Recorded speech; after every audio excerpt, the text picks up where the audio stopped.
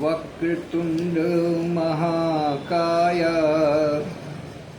सूर्यकोटि समप्रभा निर्विघ्नं कुरु मे देव सर्वकार्येषु सर्वदा सर्वकार्येषु सर्वदा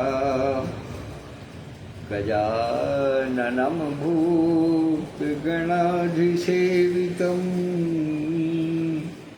कपित्थजम्बूफलचारुभक्षणम्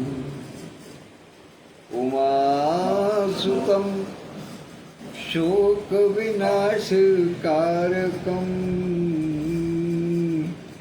नमामि विघ्नेश्वरपादपङ्कजम् नमामि विघ्नेश्वरपादपङ्कजम्।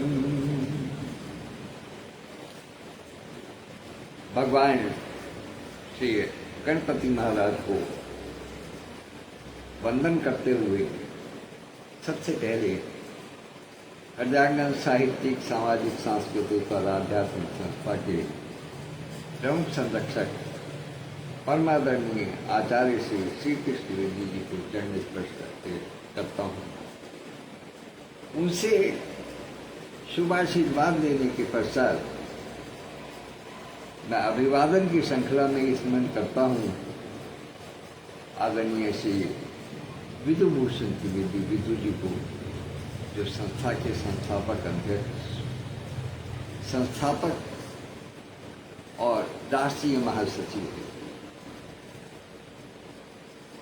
स्मरण करता हूँ संस्था के राष्ट्रीय अध्यक्ष डॉक्टर विद्युत प्रभा चतुर्वेदी मंजू दीदी को। स्मरण करता हूँ हृदयांगन वीथिका नामक पटल को मूर्त रूप प्रदान करने वाले आदरणीय श्री हरिवाणी जी को। स्मरण करता हूँ संरक्षक मंडल के सभी सदस्यगणों को। अभिवादन करता हूँ हृदयांगन समिति के सभी पदाधिकारियों को और इसके साथ ही साथ यथा योग्य अभिवादन प्रस्तुत करता हूँ हृदयांगन परिवार के तमाम छोटे बड़े कनिष्ठ वरिष्ठ हर आयु वर्ग के बाल युवा वृद्ध नर नारी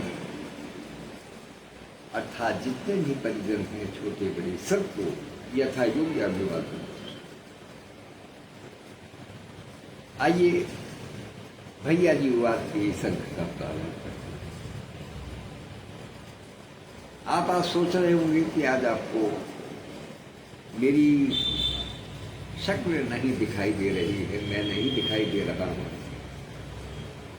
किंतु वास्तविकता ये है कि अब आपको इसी रूप में लगभग लाइन मिलाकर, और इसका कारण क्या है उसके लिए मैं आपको इंगित कर देता हूं कि आज सवेरे जो मैंने कवि के साथ कॉफी पटल पर अपना सवेरे जो 8:30 बजे का लाइव किया था,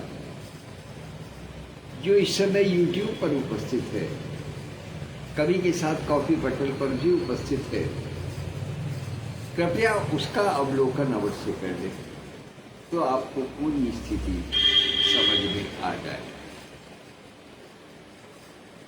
सब कुछ समझ में आ जाए। आदरणीय विधुभूषण त्रिवेदी जी अपने वाचन में, जो उनका 11 बजे प्रतिदिन वाचन होता है, उसके अंदर राम से संबंधित, राम कथा से संबंधित बड़ी अच्छी रहस्यों का उद्घाटन कर रहे हैं, बड़ी अच्छी कथा सुना रहे हैं, बड़ा अच्छे प्रसंग सुना रहे हैं। एक प्रकार से एक जो मानस मर्मज्ञ जो विवेचना की है जिन्होंने, उनके पुस्तक के अंक को सुना रहे हैं, अंश सुना रहे हैं। बहुत आनंद आ रहा है। वास्तव में ऐसा लगता है कि पूरा दिन सुनते रहें और हम अपने आप को धन्य करते रहें। आज के वाचन को, आज की जो मैं आज आपको विशेष रूप से रचना देना चाहता हूँ, उस रचना से पहले एक सूचना तो आपको मिली गई है कि अब आपको वाचन मेरी शक्ल न देख करके, मेरी आवाज सुन करके आपको संतोष करना होगा। और उसका कारण आपको, कारण भी और बहुत से निर्देश संदेश भी, चाहे तो मेरे जो छोटे हैं, मुझसे जो अनुज हैं, वो उसको आदेश भी मान सकते हैं, लेकिन ये मेरा अनुरोध है कि उसको एक बार अवश्य सुनिए और उस पर विचार करें, तब आगे। दूसरी सूचना ये है कि हृदयाङ्गन साहित्यिक, सामाजिक, सांस्कृतिक और आध्यात्मिक संस्था के राष्ट्रीय अध्यक्ष 10 दिन के पतंजलि प्रवास पर पतंजलि आश्रम में पहुंच चुकी है। इसलिए अब उनके वाचन, उनके लाइव या उनकी प्रस्तुतियां अनिश्चित समय पर रहें। जैसे भी उनको समय मिलेगा, क्योंकि ये आप सब जानते हैं कि जो व्यक्ति एक बार पटल से जुड़ जाता है, या जो जिस चीज व्यक्ति की आदत में कोई चीज शुमार हो जाती है, वो फिर छूट नहीं पाती, उसका छूटना बहुत कठिन होता है। इसलिए वो आदत निश्चित रूप से नहीं छूटेगी, तो गाए बगाए वो अपना समय चुरा करके कुछ न कुछ अवश्य ही प्रस्तुत करेंगी। लेकिन उनका समय अनिश्चित रहेगा, तो थोड़ा सा ध्यान रखना पड़ेगा, नोटिफिकेशन का ध्यान रखना पड़ेगा। जैसे ही दिखाई देती है तो उसको ज्वाइन कर लिया जाए, तब ठीक रहेगा। तो ये 2 सूचना मुख्य रूप से, और एक तीसरी सूचना और बड़े ही विनम्र भाव से मुझे स्वीकार करना है कि आदरणीय संस्थापक महोदय ने जो मुझे मुख्य लेखा नियंत्रक का भार दिया है अपनी संस्था के लिए, उसको मैं बहुत ही विनय भाव से स्वीकार करता हूँ और प्रयास करूँगा कि इस परिवार को, हृदयाङ्गन के समूह को, हृदयाङ्गन की समिति को और पदाधिकारियों को किसी भी प्रकार की मेरे कारण असुविधा न भोगनी, प्रयास करूँगा। क्योंकि प्रयास करना ही मनुष्य के हाथ में है, फल देना नहीं है, फल तो ईश्वर देता है। केवल प्रयास किया जा सकता है, लेकिन विश्वास रखिए अपनी ओर से पूर्ण प्रयास करूँगा। आइए अब समय को ना गवाते हुए एक रचना आपके सम्मुख रख रहा हूँ। छोटी सी रचना है। अक्सर लोग बाग ये कहते हैं कि भाई समय बड़ा खराब हो गया है, हमें कुछ समझ में नहीं आता कि हम क्या करें। हम किसी विषय में ये निर्धारित नहीं कर पाते हैं कि हमारा क्या करना उचित है, हमारे कौन सा कदम हमारा उचित था, कौन सा नहीं था, या हमारा कौन सा समय सही था, कौन सा समय अब गलत हो गया है, क्या कारण है, कैसे है। तो उसकी अपने जीवन की हल्की सी विवेचना, हल्की सी समीक्षा, वो एक बहुत छोटे से रचना में मैंने रखने का प्रयास किया है, इसको आप अपना आशीर्वाद प्रदान करें। देखिएगा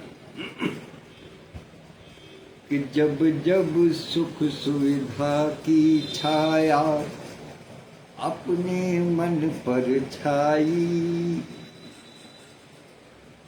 मनुष्य इस बात से परेशान रहता है कि हमें पहले कितना सुख था और अब क्या हो गया।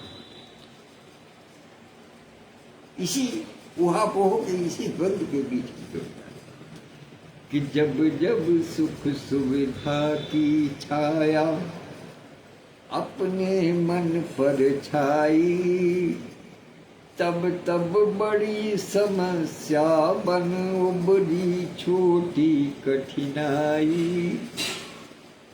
जब जब सुख सुविधा की छाया, और बन देखिएगा एक परिवर्तन का समय दिखाया है, कैसे कैसे हमें छोटी सी कठिनाई भी किस प्रकार से बड़ी दिखाई देने लगती है, उसका एक वर्णन देखिए। बचपन में जब माँ के आंचल की सिर पर थी छाया, बचपन में जब माँ के आंचल की सिर पर थी छाया, क्या होती है गर्मी सर्दी समझ नहीं कुछ आया। क्या होती है गर्मी सर्दी समझ नहीं कुछ आया। पल्लू छूटा उगता सूरज, पल्लू छूटा उगता सूरज करने लगा ढिठाई। पल्लू छूटा उगता सूरज करने लगा ढिठाई, तब तब बड़ी समस्या बन उभरी छोटी कठिनाई। जब जब सुख सुविधा की छाया। और एक और दृश्य देखिएगा, बचपन के दृश्य से जोड़ने का प्रयास किया है, देखिएगा कि बापू की गोदी में चढ़कर विद्यालय जाते थे। बापू की गोदी में चढ़कर विद्यालय जाते थे। गड्ढे पानी गारा कीचड़ देख नहीं पाते थे। गड्ढे पानी गारा कीचड़ देख नहीं पाते थे। ज्यों ही गोदी छूटी सब कुछ, ज्यों ही गोदी छूटी सब कुछ पढ़ने लगा दिखाई। ज्यों ही गोदी छूटी सब कुछ पढ़ने लगा दिखाई। और तब तब बड़ी समस्या बन उभरी छोटी कठिनाई। जब जब सुख सुविधा की छाया। और इसका अंतिम बंद देखेगा, ये हर व्यक्ति के लिए थोड़ी सी सीख है कि इस जीवन के रंग मंच पर खेल बड़े होते हैं। इस जीवन के रंग मंच पर खेल बड़े होते हैं। छोटा कांटा चुभा नहीं बस जोर जोर रोते हैं। छोटा कांटा चुभा नहीं बस जोर जोर रोते हैं। क्या सोचेंगे दुनिया वाले, क्या सोचेंगे दुनिया वाले। शर्म करो कुछ भाई, क्या सोचेंगे दुनिया वाले। शर्म करो कुछ भाई। तब तब बड़ी समस्या मन उबरी छोटी कठिनाई। जब जब सुख सुविधा की छाया अपने मन पर छाई, तब तब बड़ी समस्या बन उबरी छोटी कठिनाई। जब जब सुख सुविधा की छाया। धन्यवाद मित्रों, कल फिर इसी समय आपके समक्ष उपस्थित होगा। तब तक के लिए आज्ञा दीजिएगा। नमस्कार। ईश्वर सब पर कृपा बनाए रखें। धन्यवाद।